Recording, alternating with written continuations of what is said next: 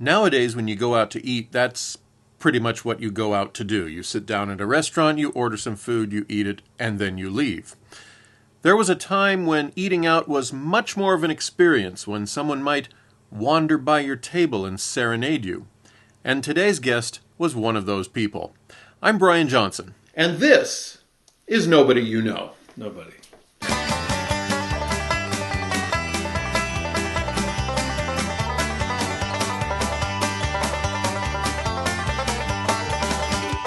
Hello and welcome to Nobody You Know. I'm your host, Brian Johnson. We are on episode 21. I've had 20 fascinating conversations with interesting people, and today I'm confident I'm going to have my 21st. I'm here today with Larry South, and I get to have an interview the way I really like it, which is I have no idea what we're going to talk about. In fact, I just said to him before we started recording, if you have any idea what you want to talk about, let me know. And he said, I have no idea. So he doesn't even know what we're going to talk about. This should be fun. I know Larry from church, and that is literally all I know. That's If I can't tell you your job, you may have said it at some point. I don't know. But I don't know what your job. I don't know what you do for fun. I don't. All right. Did you say you don't mention that? Well, no, I haven't mentioned it. Oh, okay. No, I thought maybe we were about to get into mentioned to somebody else, but top secret information here. No, I'm not in the witness protection program. Okay. By any means. Well, I'm going to start talking then and asking you questions, Sure. and we will latch on to a topic before this is over. Yeah. Okay. Yeah, let's do it. What do you do for a job? Well, I'm retired. Okay. I've been retired now for about 11 years. So past tense, what did you do? Well, I was in the hospitality business for about 32 years, and then I went into sales, kitchen and bath cabinetry sales, national sales. Were those related, or did you just None make a whatsoever. job? No. Okay, all right. No, about every 10 years I decided to do a career change. And Okay. That's kind of what I do. But I did stick with the hospitality business for quite a few years. Hospitality could be hotels. It could be. Now, I started as a dishwasher. Okay. Started dishwasher, and ended up as not ended up, but it morphed into a singing waiter job. Did you say a singing waiter? Singing waiter. Yeah, I was a singing Okay. waiter. Yeah. This is back in the late '60s Where and was '70s. this? A place called the Rhinelander in Portland, Oregon.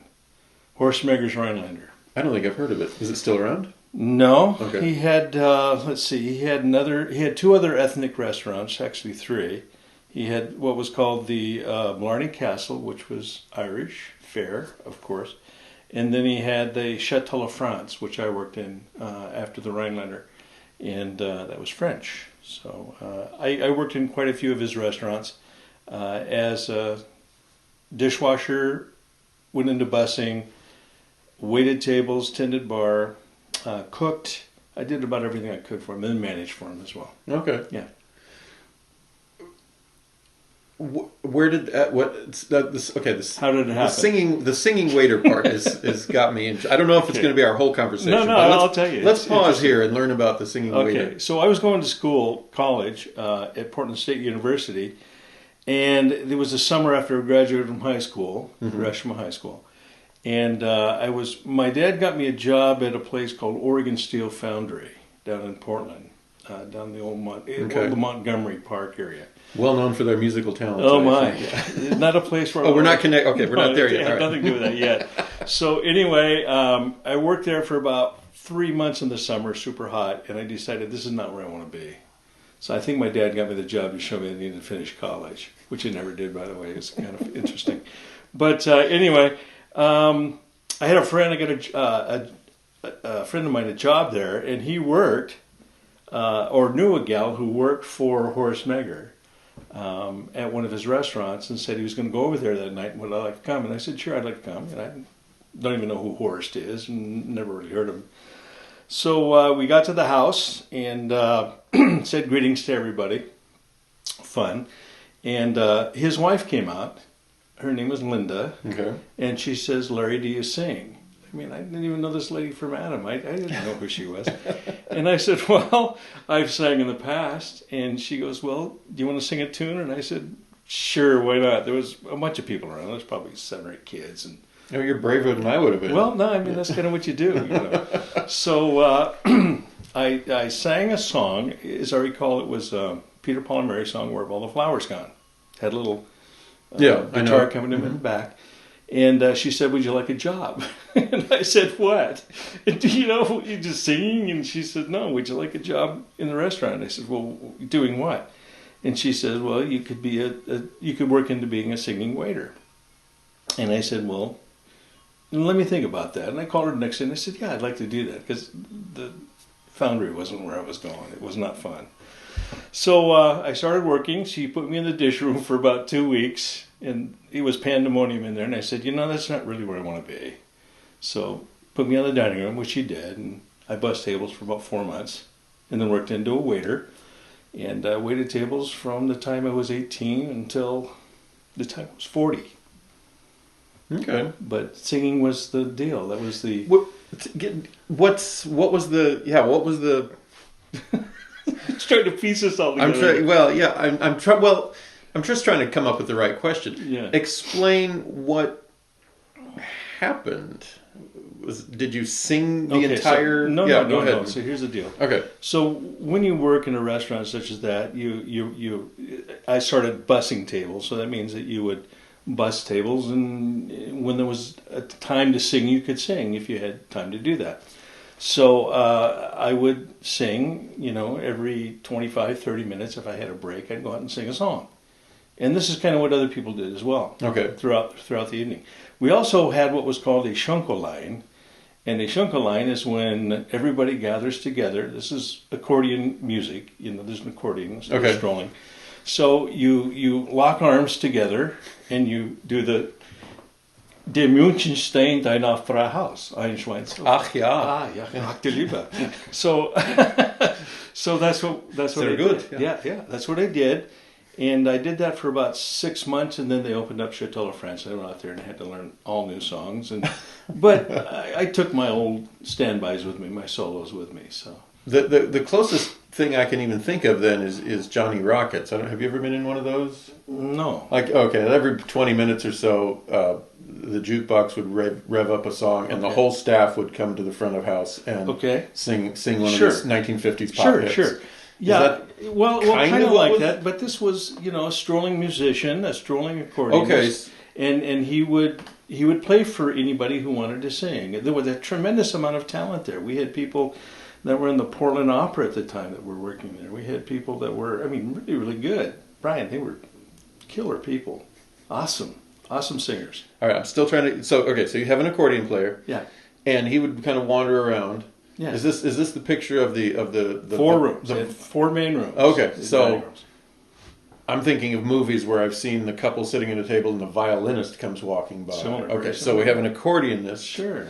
And you various staff were ready with a song every now and then to pop up and start. Sure. Yeah, Vic might say, "Larry, you want to do a song?" And I said, "Sure, I got time." So we would either do it in the middle of the room or at the far end of the room where everybody could hear you.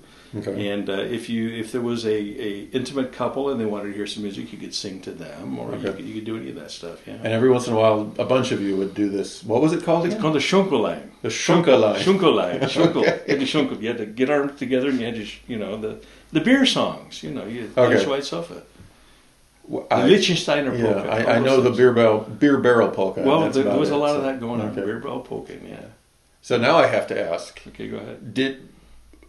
What was the attire? Were you guys in we were in lederhosen. By the way, it's lederhosen, not leader. It's later. Lederhosen. Sorry. Lederhosen. That's full dress. We were full. The ladies wore dirndls.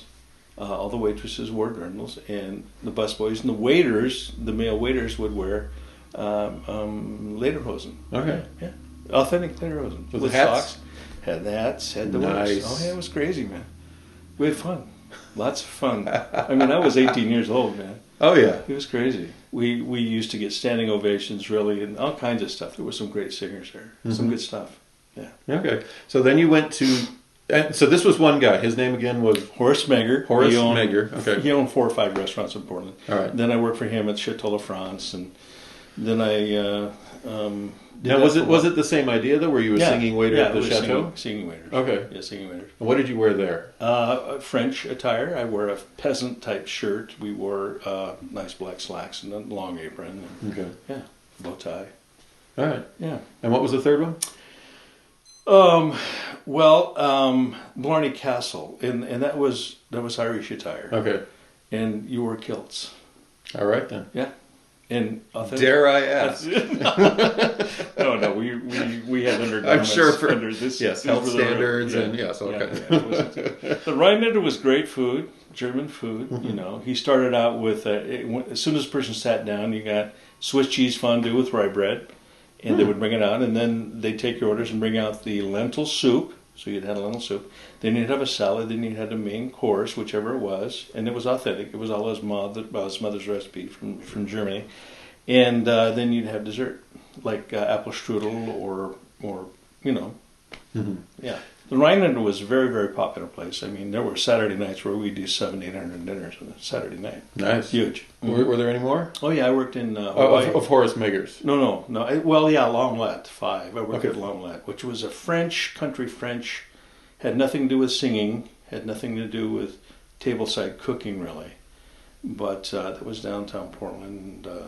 It was a country. It was like you were dining outside, only it was inside. Okay. And it was really set up nicely and very expensive and very fun. Set up to look like inside the restaurant there was a facade. Yeah, looking like you were on a correct. Yeah, it looked like you were on patio. On a patio. It was really cool. Huh. It was really fun. I just felt fortunate to be able to do that, and it got me through. 40 years. Not 40. I waited tables from the time I was 18 till the time I was 40. Yeah, okay. And then I decided, well, maybe I better do something serious, which was, it was serious. It was making really good money, but if I was really going to do something, I guess I better do it. So, I think it was a different time and a different era. Mm-hmm. I don't think restaurants are like that much anymore. But no, I haven't been to the ones you described. No. Well, see, those were the kind of restaurants that I gravitated towards. It was just it just seemed to be that way. It was just one of those things I enjoyed doing. I sang in high school, sang in college, and it just carried on. And were you ever in like the school musicals? Or? Yeah, I was in one high school musical, and that was it. It was The Music Man. Okay, and it was fun. And what did you play? I played Ewart Dunlop. I was one of the quartet guys. Oh, okay. I was the second tenor. Yeah. Yeah, and it was fun.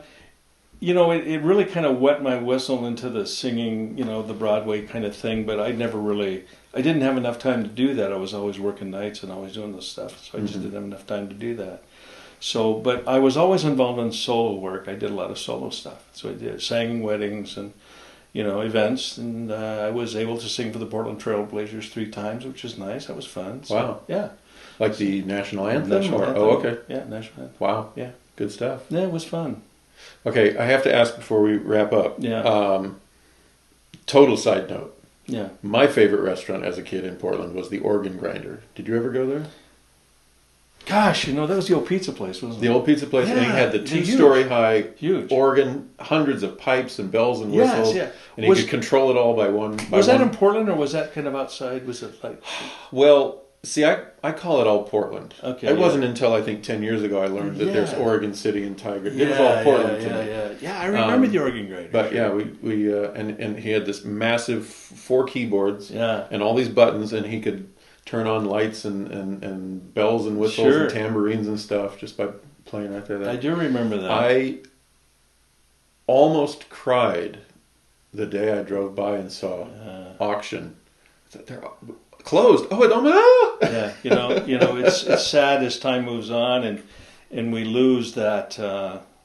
We lose those things in life that are really meaningful to us. Yeah. And, that we can identify with, and the restaurants are kind of the same way with me. It was a fun time for me. I loved it, but now it's a different stuff. So now I'm not retired though. I'm really. I say I'm refired is what I am. There you go. I did want to ask. Sure. Since you kept working for him, it must have been a good relationship. What was Horst Mager? Horst? Yeah, Horst. Horst Mager like? He was a short, stout German. He was old school German, was very hard to work for, but if you worked hard for him, he respected you. Okay. And if you stood up to him, he respected you. So if you were Nancy Pansy and he chewed you out, he would ride you on the rails. I mean, that's the way he did. But he and I never got to that place. No, he was a good man for me. I respected him tremendously. He was like a father to me in many ways, and he was a good man. Yeah, he is a good man. I think he's still alive too. I don't see him or talk to him much, but we've gone our separate ways. Well, but he was good to work for. Maybe, just maybe, he'll stumble across this video. Maybe. And go, I remember that guy. Hello, Horst. How are you? Yeah, I remember that man. Yeah, yeah, well. There Apple strudel, you All apple. right. Yeah. All right. Well, I've been talking today with Larry South, and I learned something totally new and unexpected about his past, which I will now try to find a way to hold over him in some way, but I'm not sure. He seems to be totally proud of it, so I don't know. You'll find a way, but I'll still be proud of it. There we go. It doesn't matter. I'm kind of an egghead. If you enjoyed today's episode, make sure you click the like button under the video and then go and click subscribe on the channel for Nobody You Know, and the little bell right next to that gives you the notification every time I upload a new episode, which is, if all goes well, 6 p.m. every Tuesday night Pacific Standard Time. If you'd like to be on the program, make sure to write to, I haven't even said it in so long, I think it's 10thandfur@outlook.com. Let me know. It's a no-budget operation right now, so I can't go far out of Central Oregon, but we'd love to talk with you and find out what makes you fascinating, because it is the philosophy of this show that everyone is interesting. Everyone has a story to tell buried somewhere down in their hobby, their work, their past, and I want to bring that out and find out what it is. So write and let me know. Thank you, Larry, for joining me. That was very entertaining. It was fun. I was right. 21 episodes now so far, where I have very much enjoyed what my guest has had to bring to me. So I'm Brian Johnson. This is Nobody You Know, only now you do.